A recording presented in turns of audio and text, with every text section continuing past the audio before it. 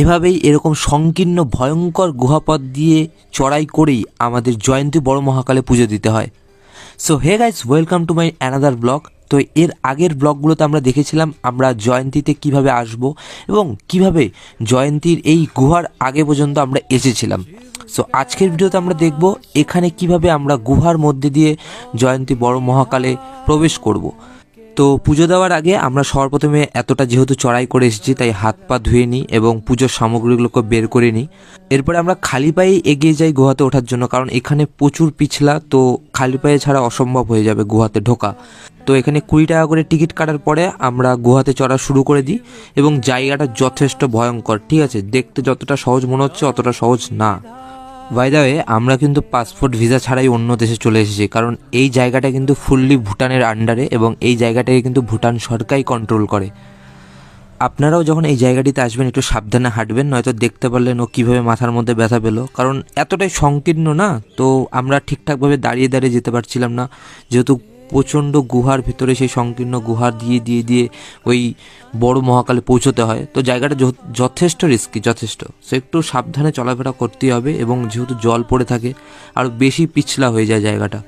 এইখানে এরকম অনেক জায়গা আছে যেখানে সাধারণ মানুষরা চড়াই করতে পারবে না বা হেঁটে যেতে পারবে না। সেই জায়গাগুলো এখানকার যারা এটা দেখাশোনা করে তারা বহু বছর আগে এখানে লোহার সব পাত দিয়ে সেই জায়গাটিতে সিঁড়ির মতন বানিয়েছে, জায়গা হাঁটা চলার জন্য বানিয়েছে। তো অনেকটা সুবিধাও আছে। এমনি কেদারনাথ বা অন্যান্য জায়গায় যদি আপনার এরকম ভগবানের কাছে যেতে চান অনেকটা সহজে যাওয়া যায়। এটা ছোট মনে হতে পারে, কম পপুলার হতে পারে, বাট বহুত টাফ এই জায়গাটিতে পৌঁছানো। এই বড় মহাকালের পুজো দেওয়া অনেক টাফ, অনেক। তো এভাবেই 10-15 মিনিট ধরে গুহার পথে পথে আমরা এগিয়ে যাওয়ার পরে অবশেষে আমরা পৌঁছতে পারি জয়ন্তী বড় মহাকালের একদম বাবার সান্নিধ্যে। তারপরে আমি অনেক ভিডিওই করতে চেয়েছিলাম, কারণ দেখানোর মতন অনেক কিছুই ছিল, কিন্তু আমি জায়গাটিকে অনুভব করতে চাচ্ছিলাম, কারণ আমি প্রায় 3 বছর পরপর ট্রাই করার পরে এবার এখানে পৌঁছতে পারি। এর আগে ভিড়ের জন্য পৌঁছতে পারিনি। তো আমি জায়গাটিকে অনুভব করছিলাম। আপনারা যদি আসেন, ভেতরে ঢুকবেন, দেখবেন অনেক কিছু আছে এখানে অনুভব করার মতন। বাবার অনেক কিছু দৃশ্য আছে। তারপর সেখানে আমরা পুজো দিই। বাবার পুজো দেওয়ার পরে অঞ্জলি টঞ্জলি দেওয়ার পরে সেখানে কিছুক্ষণ থাকার পরে, যেহেতু আমরা ভিড় পাইনি সেরকম একটা, তো আমরা কিছুক্ষণ ছিলাম। শিবরাত্রির সময় থাকলে প্রচুর ভিড় হবে, সেরকম শান্তিতে পুজো দিতে পারবেন না।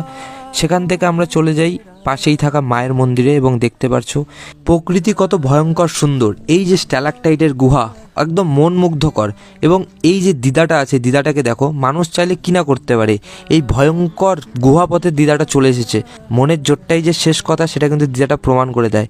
এবং এই যে আমাদের মায়ের মন্দির, এবং মায়ের মন্দির থেকে বেরিয়ে